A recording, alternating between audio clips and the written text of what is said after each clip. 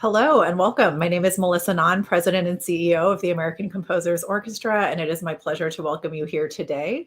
A little bit about what you're about to see. The Virginia B. Toulmin Orchestral Commissions Program is an initiative of the League of American Orchestras in partnership with the American Composers Orchestra and supported by the Virginia B. Toulmin Foundation. This program is part of EarShot, the nation's first systemic program for building relationships between orchestras and composers, including orchestral readings in partnerships with orchestras and nationwide every year, commissions, and residencies. EarShot is a program of the American Composers Orchestra completed in partnership with the American Composers Forum, the League of American Orchestras, and New Music USA. And now a few notes of thanks. EarShot is made possible with lead support from the Altman Foundation, Elizabeth and Eustace Schlichting, the Andrew W. Mellon Foundation, TD Charitable Foundation, and Fromm Foundation. Additional support is provided by the Aaron Copland Fund for Music, Alice M. Ditson Fund of Columbia University, and the League of American Orchestras with support from the Virginia B. Toulmin Foundation.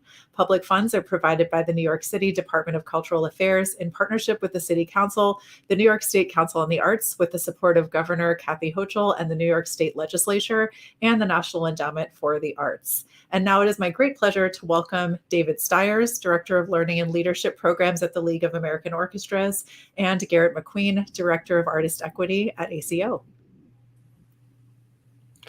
Thank you so much, Melissa. And David, thank you so much for being here.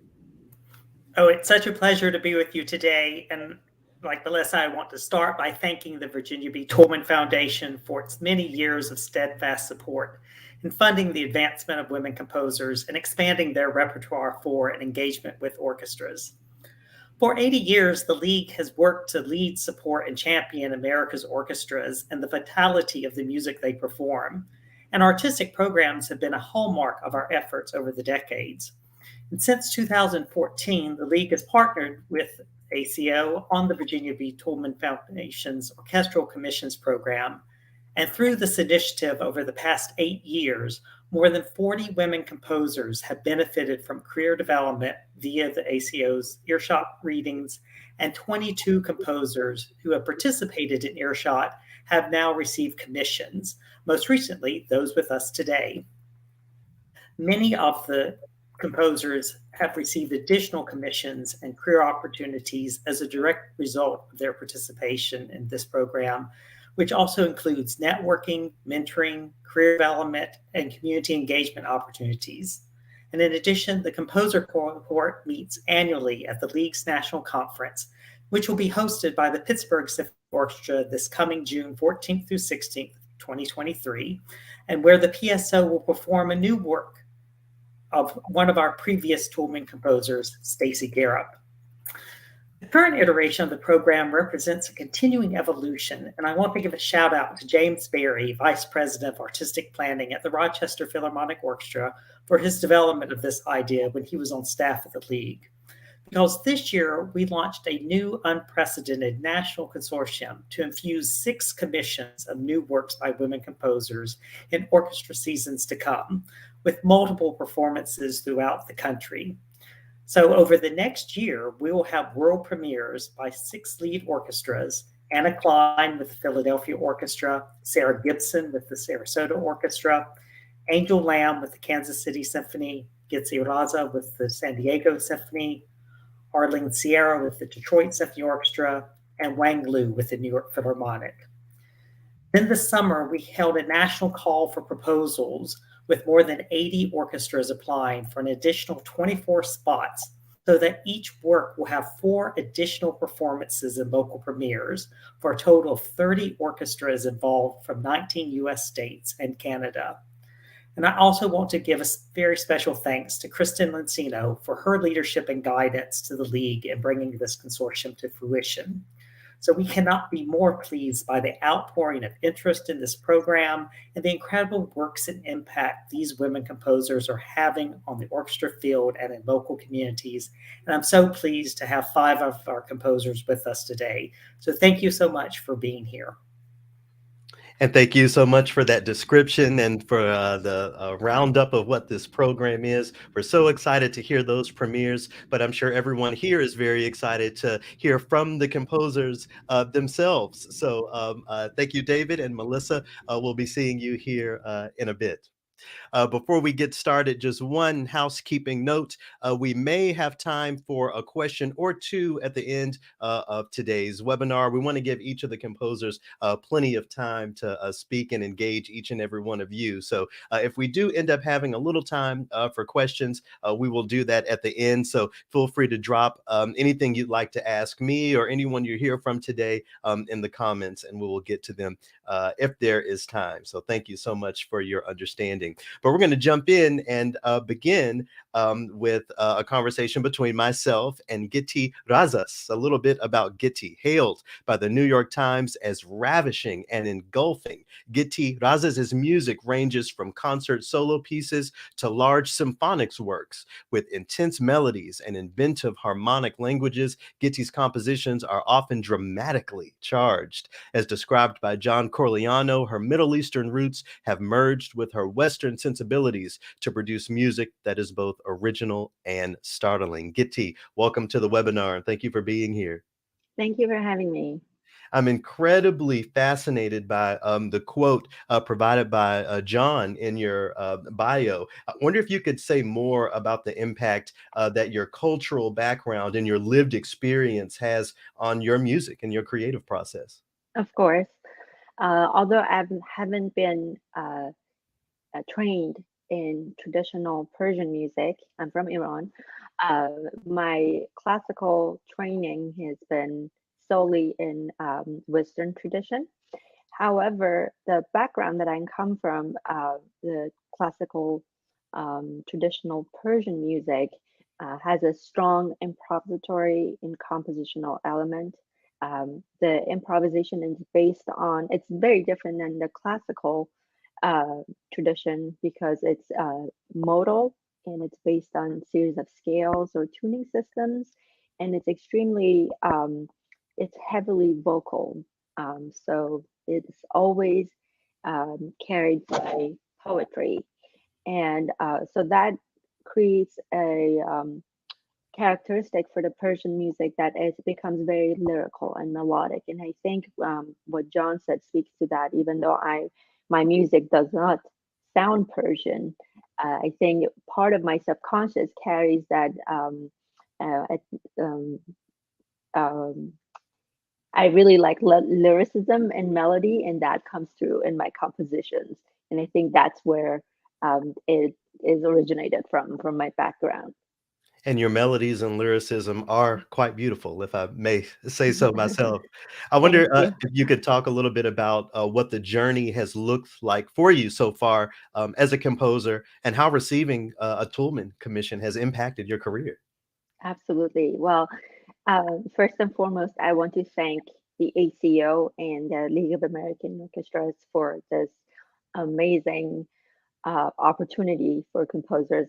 As somebody who's worked with a lot of different organizations in the United States and, of course, across Europe and Asia, I would say that having one piece of music, especially one that has been written for a large group of people, such as an orchestral piece, having it performed by more than one group is just an amazing and very rare occasion opportunity. So I could not be more excited about this um, program with Toulmin Foundation, knowing that there's going to be a total of 5 orchestras playing this piece. It's something that really happens in wildest dreams of composers to have one piece performed by several orchestras. Um, and it's something that it's hard, especially working with uh, a large group of people, because there's just so much that goes into it. There's so many people involved, and bringing together a huge organization is such a great challenge. Working with soloists is much more easier. It's a portable piece. People can perform it wherever they go. But with orchestra, it's much, much harder. And I feel like I've been so lucky that through the ACO program, I was able to not only get an experience for the Composers Orchestra and George Manahan through their readings of the EarShot reading that we had in 2019. That's the one that I was a part of, but also this project with San Diego, which will then travel with to 4 different orchestras. I'm super excited about it. Yeah, I imagine that as a composer, it's often hard enough to get one orchestra to perform a work, but to have a consortium, wow, that must be really, really exciting for you. Yes, yes, it is. Well, you've provided a short excerpt of a previously written work of yours, just to give audiences an idea of what your approach is to composition. We're going to hear an excerpt from a work that you titled "In the Midst of Flux." Before we listen to this excerpt, I wonder if you can offer some context for everyone listening today about this piece of music. Sure. So this is an orchestral piece that is purely abstract music. So there is no definite storytelling or storyline that goes with it. However, I'm a very visual person, and when I am drafting a piece of music, when I'm composing, I'm always thinking about an emotional arc or a dramatic plot for a composition, even if it is a purely abstract work. And in this piece, as the title suggests, there's a lot of fluctuation and a lot of metamorphosis that happens within one theme of music, which happens to be this lyrical theme that's introduced in the cello and then travels through different episodes. And what I would remark on is the fact that you hear a lot of contrasts between chamber-like moments in the piece where there's like a solo violin or just a few instruments playing versus when the texture is quite thick and full, and that's going to be when I'm using like a lot of brass instruments and strings and a lot of percussion instruments, and this going back and forth, this contrast between lyricism and melody versus thick harmonic textures is something that's really interesting to me, and you'll see quite a bit of it in this piece. Phenomenal, phenomenal. Well, let's hear a little bit of it. This is an excerpt from "In the Midst of Flux." Jeffrey Malarski leads the Juilliard Orchestra in this performance.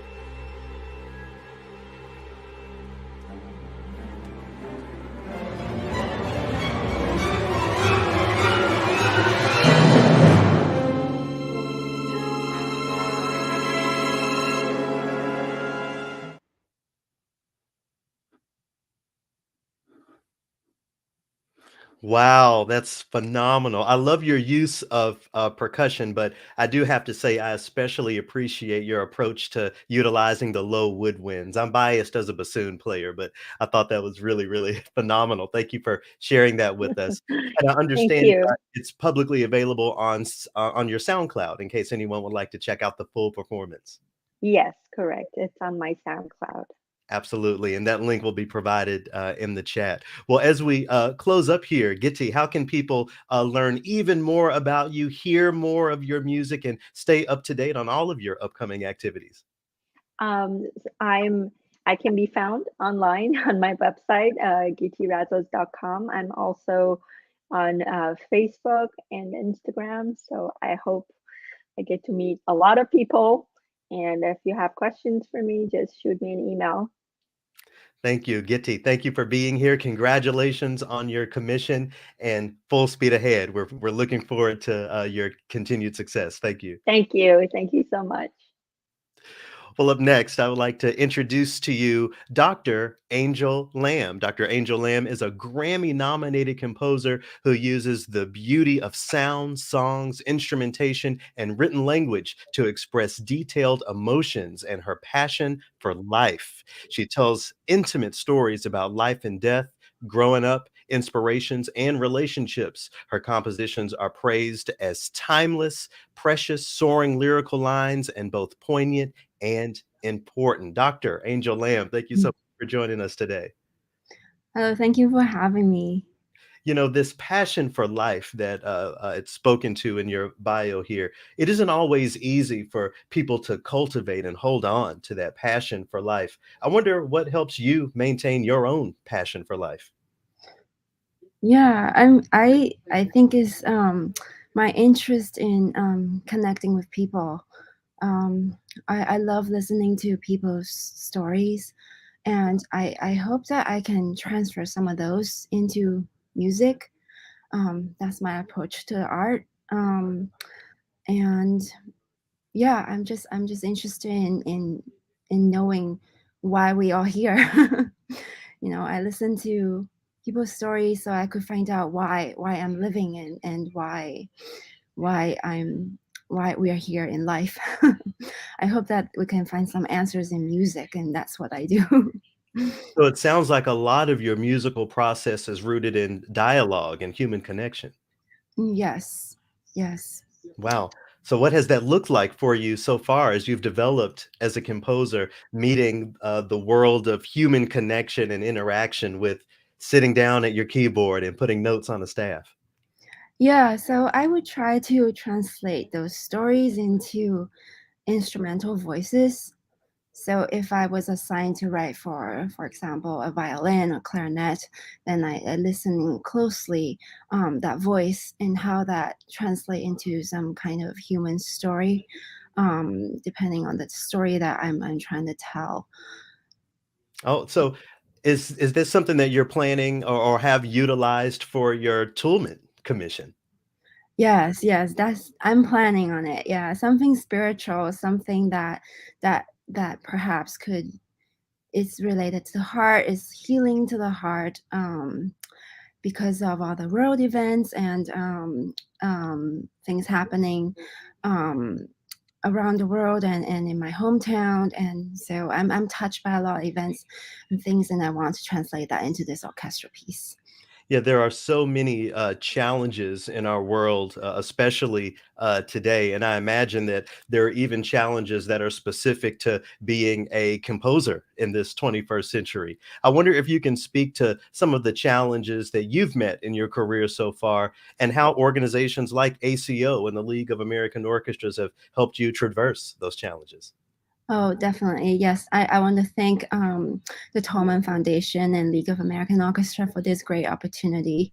I'm really grateful because I feel like I have support throughout the whole journey.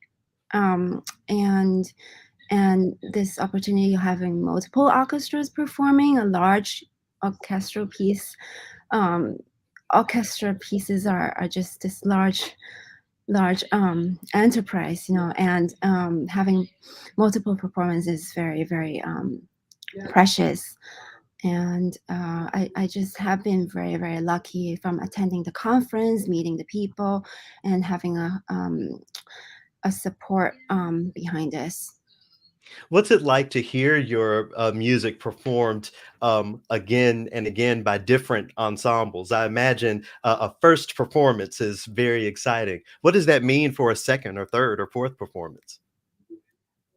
I think it's different interpretation. It might be slightly different. Yeah, every ensemble will bring forth different things, and I mean, being an artist, I love that unknown actually. Well, Yeah. we're gonna get a little taste of your compositional technique and style today through a chamber work titled "The Heart Is Deeper Than the Ocean." I wonder if you can talk a little bit about this piece before we listen to a little bit of it.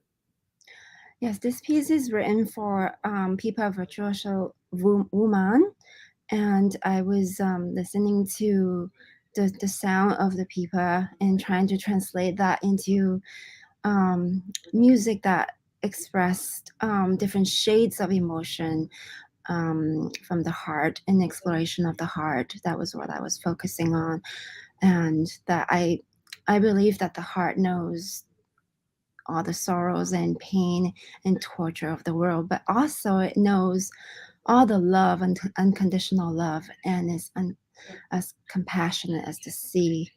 So that was my inspiration. And pipa is always this. It sounds like running water. It sounds like streams and running water that runs through the heart. So that's how I started writing something. Yeah, incredibly beautiful imagery to go with a very beautiful piece of music. So what we're about to hear, as you've mentioned, features Wu Man playing the pipa. She's joined by Ching Allen Lang playing cello with pianist Melvin Chin. This was a part of the Norfolk Chamber Music Festival's Musical Bridges. And I'll just offer a little bit about Musical Bridges. Musical Bridges is a multi-year project in which the Norfolk Chamber Music Festival commissions new works that place classical chamber music within a broader musical and cultural context. Musical Bridges and this performance is made possible through the generous support of the Desai Family Foundation. So thanks to everyone at the Norfolk Chamber Music Festival for letting us share this, and we will hear a little bit of it now, hear and see a little bit of it now. The Heart is Deeper Than the Ocean by Angel Lamb. Thank you.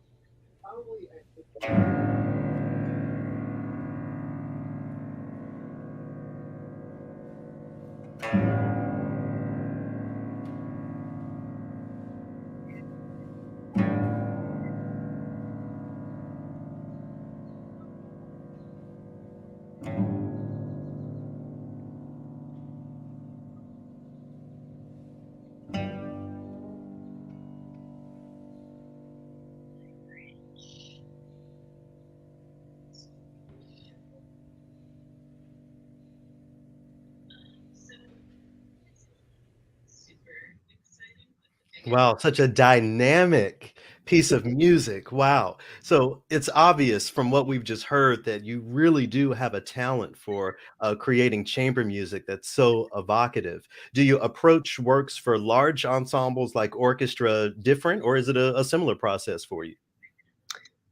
I think it will be similar. I think with orchestral, I have a larger palette. I have a larger color palette, and it will be a thicker, lusher playground, I guess. Yeah. Wow, well, we're so looking forward to your your upcoming premiere and its repeat performances. How can people learn more about you and stay up to date on all of your activities? Yeah, I have my website at angellam.com, and I have a YouTube channel, and you can visit me on my Facebook. Wow. Well, thank you so much, Angel, and congratulations. Thank you so much. Thank you for having me. Absolutely. Well, for those of you just joining us, we are spotlighting today 5 of the latest commissionees of the Toulmin Orchestral Commissions Program. We're so excited to be in dialogue today with this year's fellows, and we'll continue with Arlene Sierra. Arlene Sierra is a London-based American composer whose music is lauded for its highly flexible and distinctive style, ranging from exquisiteness and restrained power to combative and utterly compelling. Declared a name to watch by BBC Music Magazine, Arlene Sierra has been featured in portrait concerts at the Crush Room Royal Opera House in London, the Yellow Barn Chamber Music Festival of Vermont, Composers Now of New York, and the Composer Portrait Series at New York City's Miller Theater, among many others. Arlene, thank you so much for joining me tonight in your case. Yes, it's nighttime here. It's nice to see you all. What's it like being an American composer with an American perspective working in London? Well, I've been here most of my professional life now, so it is sort of normal to me.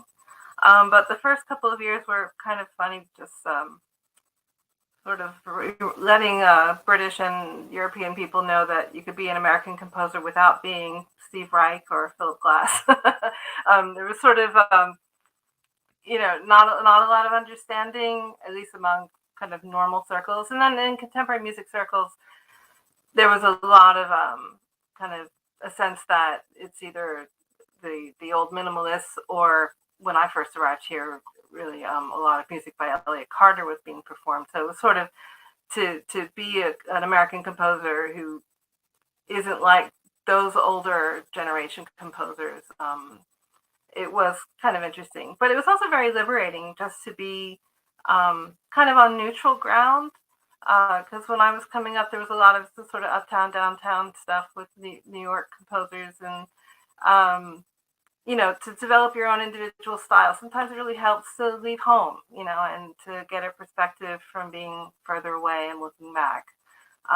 But of course, I've been so honored and delighted that, my work has brought me back home pretty much every year of my career now. And, to kind of have both sides for my music has been a great privilege, really.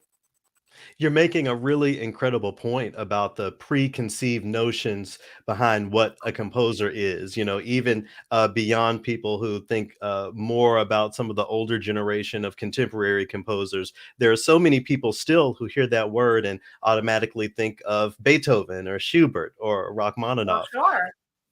Over, And an over American the, go ahead. composer, a lot of people will think of Copland or of, film composers. So, to kind of help people understand our patch of what we do as composers working now, whatever country we come from, is really important part of helping our music be understood and be out there, and why events like this are so helpful too. So how have you traversed your career so far, considering the fact that there's this ecosystem that we're all working to change and shift toward highlighting and centering composers of now? I think it's just staying connected. I mean, when I was a student, I didn't understand. I think I would have been shocked to to be told that being a composer involves so much public speaking, and just kind of interpreting your music, or at least letting people into the ideas that you have when you're creating. And what's really interesting, challenging but interesting about composer life is that we go from being really alone, sort of completely isolated with our score, to being totally out there with everybody, with an orchestra, with an audience, speaking for live broadcasts, which is very scary. These sorts of things that, when you're in your solitary composition mode, it's about a million miles away, and then you have to make that switch. But it's all in the service of the work, and to have the chance and the huge joy of working with incredible performers. I think that's really what motivates me most of all. So I wonder if you can describe the day or the moment when you found out that you were to receive a Toulmin commission. I'm sure maybe you were in that isolated mode, but maybe that shined a light on that composer life for you, at least that day. Yeah, well, it's funny, you know, most people in most professions take vacations, but it's sort of there tends to be big composer news around Christmas. So I got this message. I'm so sure all the colleagues did it right at Christmas time, saying oh, we got this new commission if you want to do it. You know, so it was sort of like a present um, a year ago. And to be told that I would be working with the Detroit Symphony as the lead orchestra was an absolute thrill and delight. I studied, I did my doctorate at the University of Michigan, so the Detroit Symphony was sort of our neighborhood orchestra, which was so incredible to hear. So to be able to, you know, go back to that old stomping ground and to work with them is something I'm looking forward to so much. Wow, that's phenomenal. Well, we're going to hear a little bit of one of your previously composed work, your Nature Symphony. I wonder if you can talk a little bit about this piece. Sure. My work has been first kind of focused on ideas of strategy and process and game theory, and that's been kind of edging more toward how that manifests in the natural world. And um, so I've written several pieces based on birdsong, on kind of interactions of creatures in nature and different ecosystems combining or in conflict. Um, and so my Nature Symphony focuses on a few things. The first movement, which is the excerpt that you'll play, is called Mountain of Butterflies. And the idea of the multiplicity of millions of butterflies and the movement of their wings as they coalesce and get to the goal of their migration down in Mexico after going around the whole North American continent is kind of the main idea for the piece. So the movement, the kind of process and kind of accumulation of very small musical cells to create a very large dynamic environment is kind of the idea behind this. Wow. Well, let's hear a little bit of it. An excerpt from the Nature Symphony. The BBC Philharmonic is featured here under the baton of Maestro Ludovic Morlot. Let's take a listen.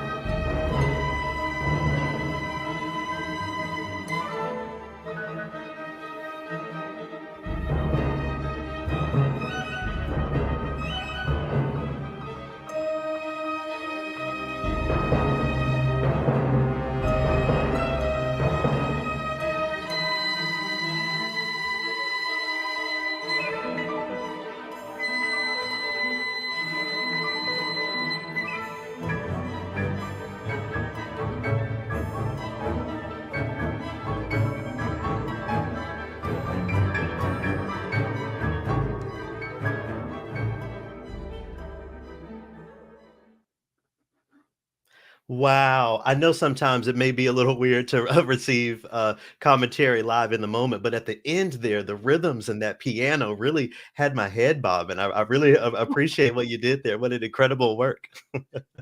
Thank you. I've always been interested in dance and rhythm and music, and even when writing on the largest possible scale, writing for orchestra, I always have several undercurrents of really palpable rhythm, and it really drives what I do and makes music feel alive. Is there anything that you can offer about your upcoming premiere? Well, is there a theme that you have in mind or any ideas? Well, it's the main musical materials are fragments of actual birdsong. So the little bits of birdsong are used as building blocks for the whole piece. And they're kind of contrasting song fragments of contrasting birds. And the birds that I chose are kind of, one is setting up its environment, and actually then I use the song of the bird that actually steals the nest from the original bird. So there's a sort of competition idea that happens in the piece. But I'm attracted to birdsong because of there's a kind of simplicity, but also a really off-the-wall quality about it. It doesn't fit exactly into the 12 tones of the piano. It's also really kind of crazy and screechy, and then really beautiful, and you can't really predict what it's going to do next. So I like to use those qualities of birdsong. So it's not the kind of romantic idea of, you know, setting up a nice pretty chord and then here's the nice pretty bird song. It's more about kind of sounds of birds all over the place, like you would hear, you know, in a dawn chorus, except, you know, made into something that really fits an orchestra and has movement and color. So I've had a lot of fun writing this piece, and I'm about a minute away from the ending, so it's very cool. Oh, wow. Well, next time I go outside, I'm going to pay particular attention to what those birds are doing. You've inspired me. Well, your Nature Symphony and other works are available online on YouTube if people want to check those out. How can people keep up with you and learn more about you? I've got a website, arlenesierra.com. I've got SoundCloud, Arlene Sierra, Facebook artist page. Also Instagram, where you can see my pet cockatoo and some scores and things. So there's a lot of stuff out there online. Please check out more. Also pieces for music with silent film and things like that. So a lot of variety. Has your pet cockatoo inspired a bar or two in your upcoming work? I wrote a chamber music piece, a duo about how he sort of says hello in very strange rhythmic ways. But no, not in this piece. I think that would be a bit much, really. He's loud enough. Okay. Well, Arlene, thank you so much for joining us. Congratulations, and mind the gap, I suppose. Greetings from this side of the pond. Thanks so much. Thank you so much.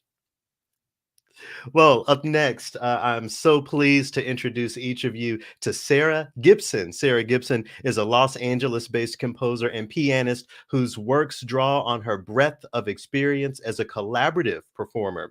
Her compositions reflect her deep interest in the creative process across various artistic mediums, especially from the female perspective. She's received a Copeland House residency and commissions from the Los Angeles Chamber Orchestra, Tanglewood Music Center, Aspen Summer Music Festival and School, Grossman Ensemble, Seattle Symphony, and of course, the League of American Orchestras, Toulmin Commissions Program, among others. Sarah, hello. So great to see you. Oh, and you're muted. I'm so sorry. So sorry, I'm here now. Oh, great great to see you too, Garrett. Thanks for having me. Full disclosure to everyone watching, we went to grad school together. It's hard to believe that was 10 years ago. Wow. I know. It's really scary. Well, you haven't aged a day for what it's worth. Nor have you. So I wanted to ask you about something that's written in your bio here. You know, the way that you love to reflect on the deep interest in creative processes, especially from the female perspective. What's the significance of being a woman in the field of composition today, from your perspective? Yeah, I would say this kind of started because my mother is a self-taught artist. She's a visual artist. And so growing up, I was just always doing creative things. There was a big bin of art supplies that I could just dive into every day. And I think that always, just having a female role model to look up to, it just always made me feel like it was a safe space to be creative and do creative things. And as I've gotten older and I, have composed more and just really dove into composing, I'm almost always getting my first inspiration for a piece from visual art. And in the past, I don't know, 5 to 7 years, I've also really been inspired by female artists. In particular, there's this artist, Miriam Shapiro, who founded the feminist art program at CalArts and she created this whole style of art making that celebrated art that was traditionally made at home by women, such as like weaving or sewing or collage or things like that. And she would put them into her own pieces.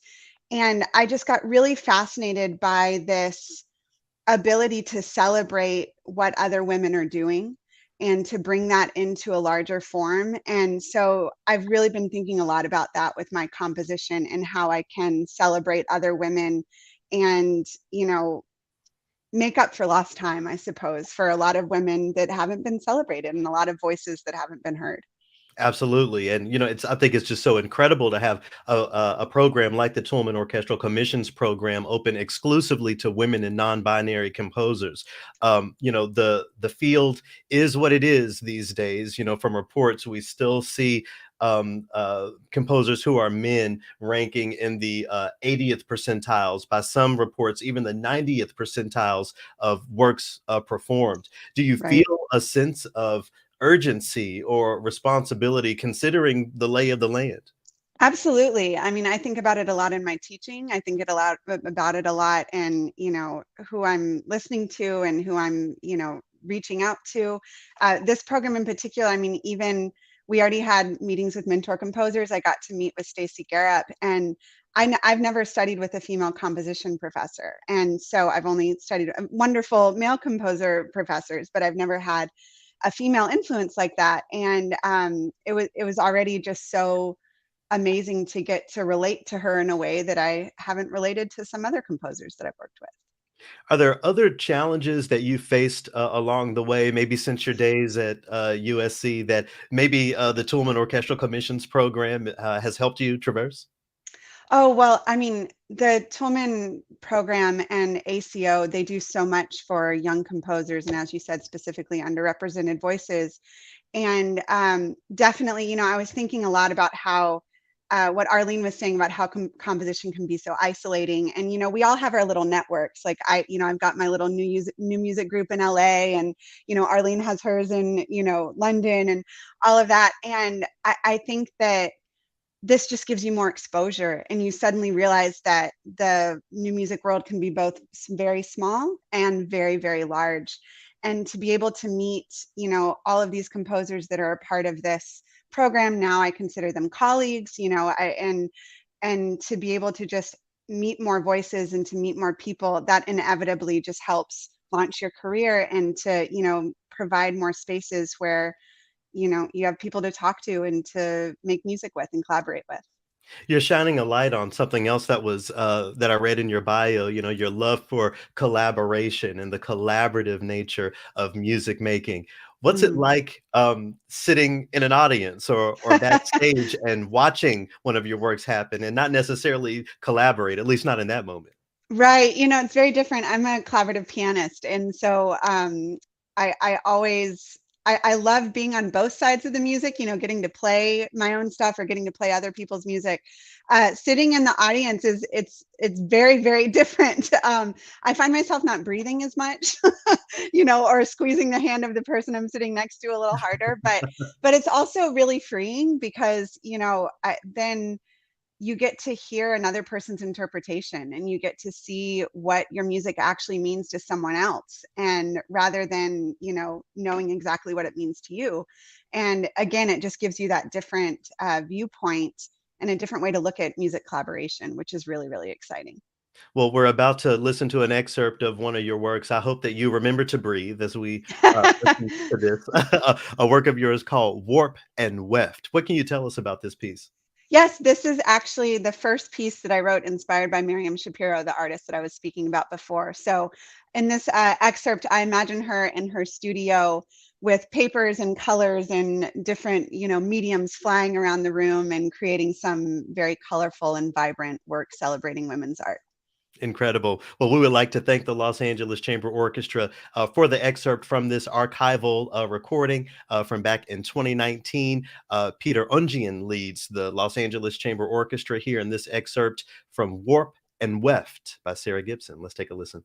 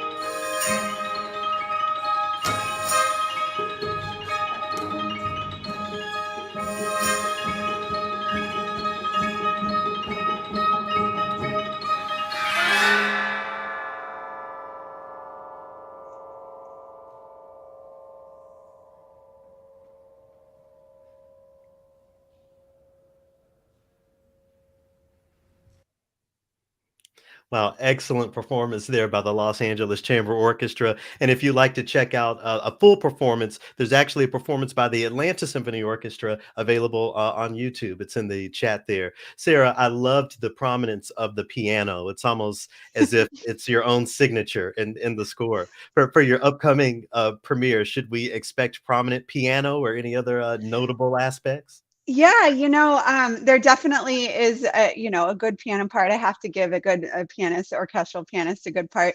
But I think maybe not quite as forward as in Warp and Weft. The piece that I'm writing for Sarasota, the horns actually get a very important role. Well, shout out to the Sarasota horn section. I hope Exactly. you're ready. Sarah, how can folks learn more about you and keep up with what's going on? Yes, absolutely. My website is sarahgibson-music.com. And on all the social medias, you can look me up at Sarah Gibson Comp. Wow. Well, Sarah, so great to see you. Congratulations and full speed ahead. Thank you for joining us today. Thank you for having us. And thank you to ACO and the League of American Orchestras. So great to see you, Garrett. Well, we have one more composer who I'd like to introduce each of you all to today, composer and pianist Wang Lu. Wang Lu writes music that reflects a very natural identification with influences from urban environmental sounds, linguistic intonation and contours, traditional Chinese music, and freely improvised traditions through the prism of contemporary instrumental techniques and new sonic possibilities. Her upcoming projects include a new chamber work commissioned by the Berlin-based ensemble Mosaic, and a commission from the Barlow Foundation for soprano and large ensemble with the Seattle Modern Orchestra. The New York Philharmonic will premiere her Toulmin commission titled Surge this January. That's coming up next month. Wang Lu, hello, and thank you for joining us. Hello, Garrett. Thank you. You pull from so many inspirations. It seems like your artistic palette is huge with so many different colors. When it comes time for you to write a new piece of music, how do you know where to start, or how do you decide where to start sonically or aesthetically? I don't know. It's that's the charm of being someone who's creative. I believe the process really determines the product. So I challenge myself to have a different process for each piece. I'm wrapping up a piece for the Parker Quartet, a string quartet. It's a short piece, and they told me will be one of the new pieces played with their Beethoven cycle. So I know exactly my piece will be played after the Beethoven Opus 127, 18 number 1, and 59 number 3. So I started to really think about the end of the last quartet. That's going to be played before my piece. And then just exuberating music. And then the C major chord. Then I sit there and imagine them getting up, getting applause, and walking away and walking back, and my piece. And I didn't write anything for a long time because, those are pieces I'm very familiar with. But the setup really helped in this situation. Another example I can talk about is a piece titled Urban Inventory. It was commissioned by the Mata Festival in New York. So when I got the commission, I thought, it's for New York. And I lived in New York as the first city, the country I ever left, first lived in New York after China, And then before that, I lived in Beijing, and I grew up in Xi'an. Those are all major cities. And between that, I lived in Rome and Chicago. So all of a sudden, I thought this piece should be about urban life because I don't know otherwise. So before I started writing notes, I started to think about the sound world I've lived within and how to collect sound through my own hearing. So you have, park, ambient sounds and music concrete, but also what it means to live through urbanization and modernization as this generation of myself growing up in China. So there are traces of, people who moved to the city and the building of the city, and historically under particular political circumstances and what city sounds like when you don't have a choice for public noise and what you get to hear. So those all came to mind. And then I wrote the piece. So process is very different. Another recent piece for Claire Chase on flute.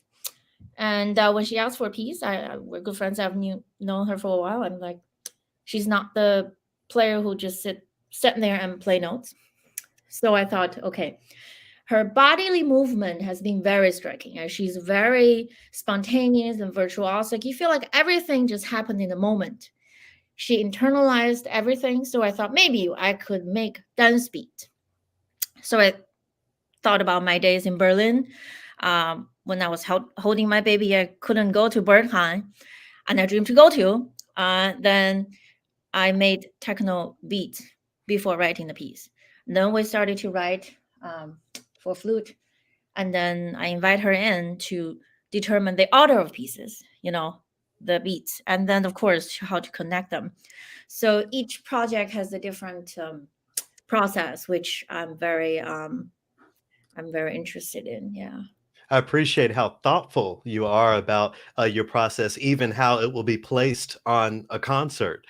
With all of the success that you've seen as a composer so far, I wonder if you can speak to the unique benefit of receiving a Toulmin commission, how that's had an impact on you. As every other previous composer friends have mentioned, it's really huge.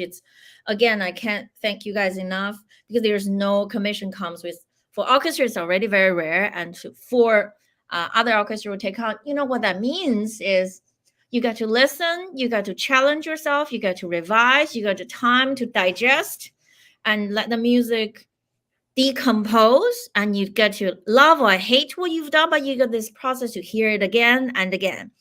It's accessibility. It's really very important. Many of us are trained, instrumentalists. I can sit at the piano and play, but the orchestra is not like that.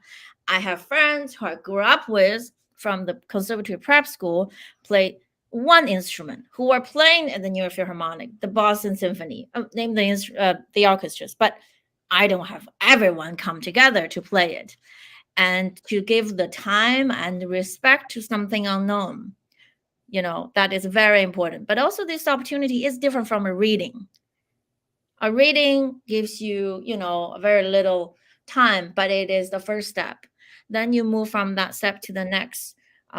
This is really crucial.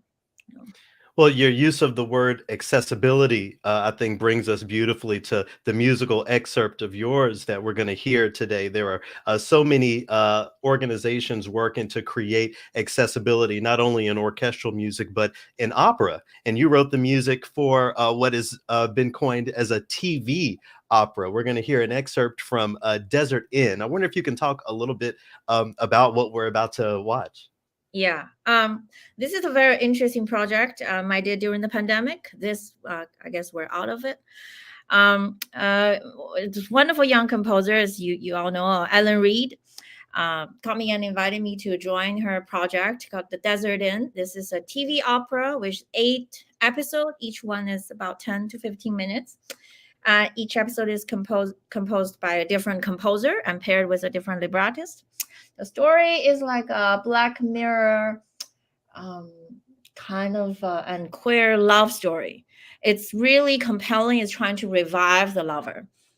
And it's dramatic and really thrilling. But when she approached me, and I said, what is a TV opera? I know TV, I know opera, I know TV opera. And wonderful and explaining MTV. Some will be sung live, some will be sung off stage, but acted by actors who don't sing. I find it fascinating because the concept of opera is very different in different culture. Like my dad grew up as a Beijing opera professional because he joined the military performance troupe during the Cultural Revolution as a way. There's no school, and he just chose to do that, and he gets some talent. So for his generation, when they think about opera, it's a model propaganda opera. And for other indigenous cultures, the opera are not performed on opera stage. It could be in the corner of the park, Right. or different length, or very different practice.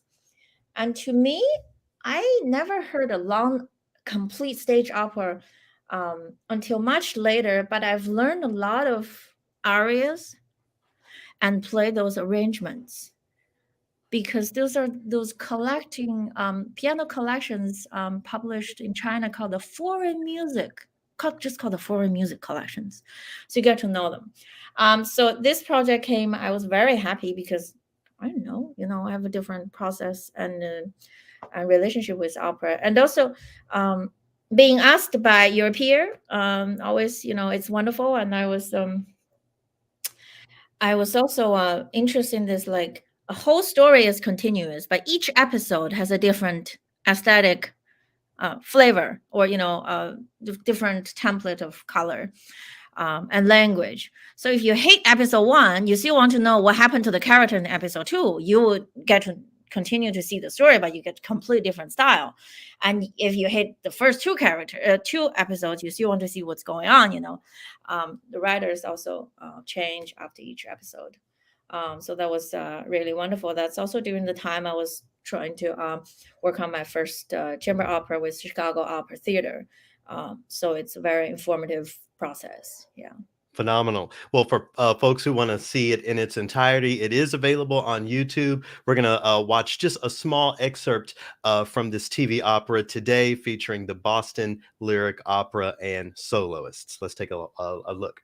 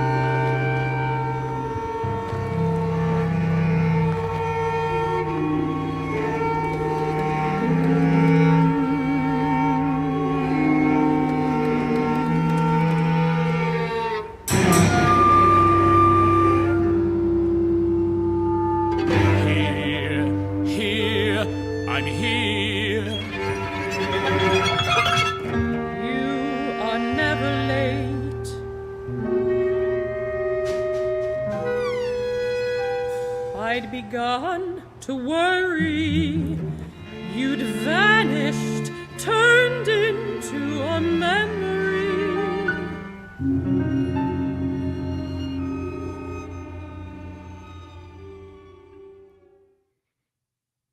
Well, that's really intriguing. I can't wait to watch the rest of it. How can people learn more about your upcoming work, Surge, that's going to be premiered next month by the New York Philharmonic? Yeah. Again, I would like to thank ACO and League of American Orchestras for this really incredible opportunity. When I got this great news, I thought about New York Philharmonic as the first orchestra, because that's the orchestra I went to hear first as I arrived in New York to attend Columbia University 17 years ago. I always went with, a student discount ticket. But also I thought about all the way up in the balcony Carnegie Hall orchestra concerts I've attended. And then I also thought about all the regional orchestras I listen to and I try to hear when I travel. And the school orchestras where I was educated all the way. Not every orchestra is perfect, but why do we sit at home and write for orchestra, and you don't know how they're going to play your music? Mm-hmm.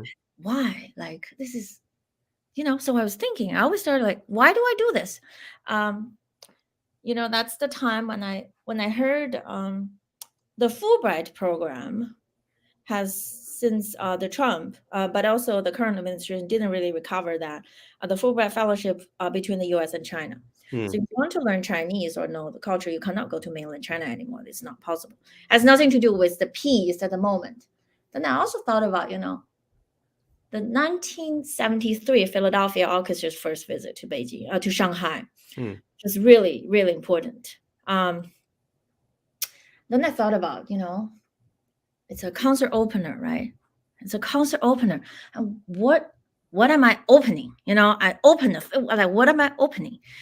And it's the Tchaikovsky Violin Concerto and Sibelius Second Symphony. Both pieces I love, and I grew up listening to those a lot. And I thought about, okay, so maybe this piece is about the power of orchestra, like this human sound making organism. There's only everyone in the orchestra work through the difficulties and work through the way of playing and listening, leaning forward and back, working together, moving forward. I think it's very important. So that's in my mind. So this piece has a lot of tutti moments and different kinds of tutti. But thematically, there's only one theme. Yeah. And I thought about jazz orchestra, the concept of like what is being played like perfectly. I thought about Ornette Coleman's Skies of America. I love that. And that is, next time you play the score, it will sound very different, right? All of that in my mind. So this like gigantic, chaotic, moving forward with one theme opens something. Hopefully it's, moving forward. I hope. Yeah. Wow. Well, we can't wait. We can't wait to hear it. Do you have a website or a way for people to learn more about you and your work? Yes. My website is my name, Wang Lu, composer.com. Great. Well, congratulations. And we're looking forward to your premiere next month. Thank you so much for joining us today. Thank you. Well, I'd like to thank everyone for being with us today. I know we're a couple minutes over, but just a few more things, if we can steal a few more minutes from you. There is actually a sixth person who received a Toulmin commission this year who could not be with us today, unfortunately, but I'll tell you a little bit about her. Described as a composer of uncommon gifts and unusual methods in a New York Times profile, and as fearless by NPR, Grammy-nominated Anna Klein is one of the most in-demand composers today, working with orchestras, choreographers, filmmakers, and visual artists around the world. Anna's upcoming Toulmin sponsor premiere will feature the Philadelphia Orchestra with additional performances by the Portland Symphony, Orlando Symphony, the National Symphony of Washington, D.C., and the Columbus Symphony Orchestra. So congratulations to Anna Klein, and thank you, all of you, for joining us today.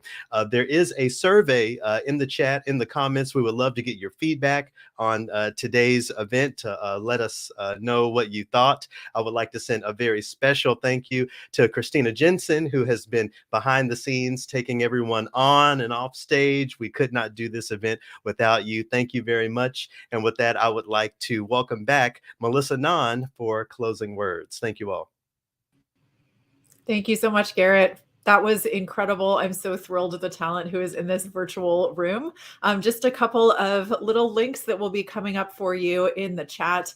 If you'd like to learn more about the Virginia B. Toulmin Orchestral Commissions Program, definitely visit AmericanOrchestras.org, and the specific URL is going to be in the chat window for you. I see Alex Sanger is with us on this live stream, so I just want to thank him for being our hero and champion in this work, and the expansion of the program is detailed on that page and the corresponding press release. If you're interested in bringing an EarShot reading to your home orchestra, visit ACO at AmericanComposers.org. You can click on the Composer Advancement page and learn more about the program and how we can bring it to you. And of course, if you love the work we're doing on behalf of orchestras and composers nationwide and would like to consider including us in your end of year giving, check out AmericanOrchestras.org and AmericanComposers.org. Both organizations are doing fantastic work, and we would love to have your support. Thank you so much for joining us today, and we look forward to seeing you next time. Thank you, everyone. Have a great day.